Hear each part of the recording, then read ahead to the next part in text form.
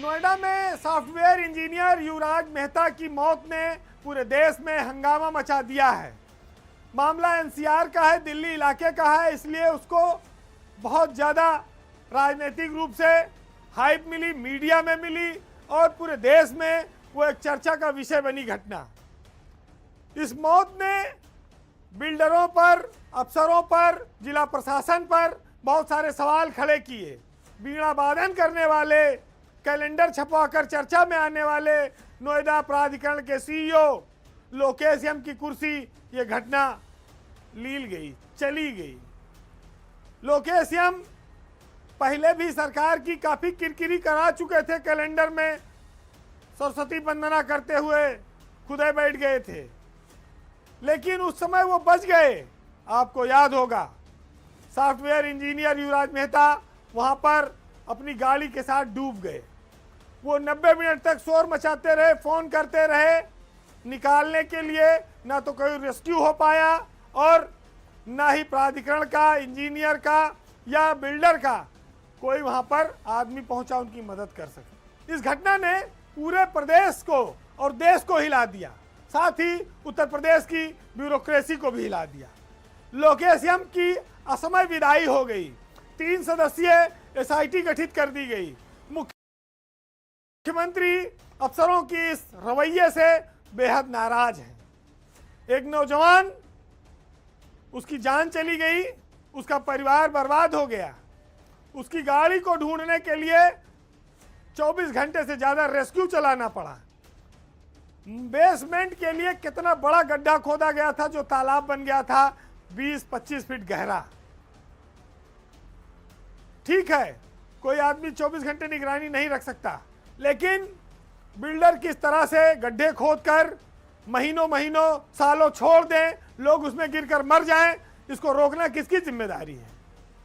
यहां अधिकारी कैलेंडर पर सरकारी धन से अपनी फोटो छपवाकर आत्ममुग्ध बने हुए हैं, अपना प्रचार करा रहे हैं, वहां लोगों की जानें जा रही हैं।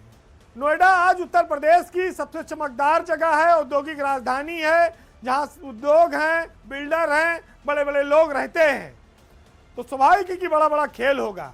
हर रोज करोड़ों के वारे न्यारे होते हैं।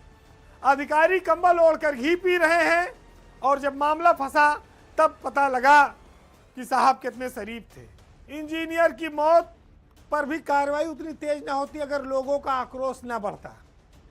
यह आक्रोश राष्ट्रीय स्तर तक गया और जिस फ्रेम को हम लोगों के लिए उत्तर प्रदेश सरकार बना रही है, उद्योगों के लिए बेहतर, उस पर एक दाग लगा।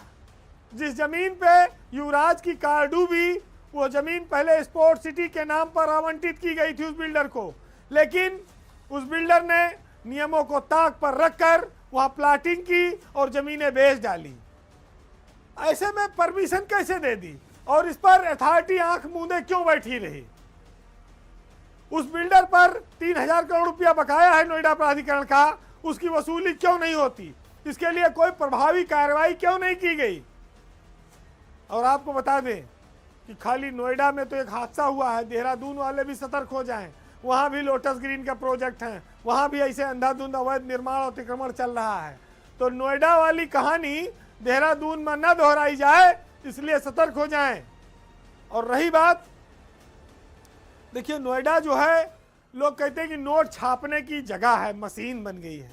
अधिकारी जो जाता है वहां वहीं का होकर रह जाता है। संपन्नता है, भोग विलास है, सुविधाएं हैं, कनेक्टिविटी है, जहाज है, गाड़ी है, घोड़ा है और ज्यादातर सब सरकारी लोगों को फ्री है। तो जब माले मुफ्त मिलता है तो बेरहम होकर लोग उसका इस्तेमाल करते हैं। कृष्णा करुणेश अब नोएडा के नए सीईओ बनाए गए हैं। 2011 बैच के आईएएस अफसर हैं और मुख्यमंत्री के जिले गोरखपुर में लंबे समय तक डीएम रहे हैं। अभी तक यहीं पर कृष्णा करुणेश सीईओ थे, लेकिन जब उनकी पोस्टिंग हुई थी उसी दिन उन्होंने ऐलान कर दिया था कि वो नोएडा के अगले सीईओ बनेंगे।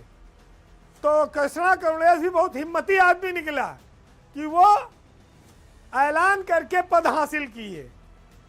ऐसे भी ताकतवर अफसर हैं इस ब्यूरोक्रेसी में।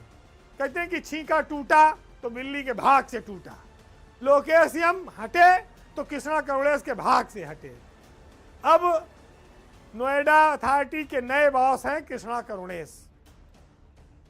हालांकि वो तेज अफसर हैं, निर्णय तेज लेते हैं, मुख्यमंत्री के जिले में रहे तो काम करने की स्टाइल से भी वाकिफ हैं, और जो पुरानी परंपरा है उसको बदलकर अब वो कितना नया रूप दे पाएंगे ये आने वाले दिनों में पता चलेगा।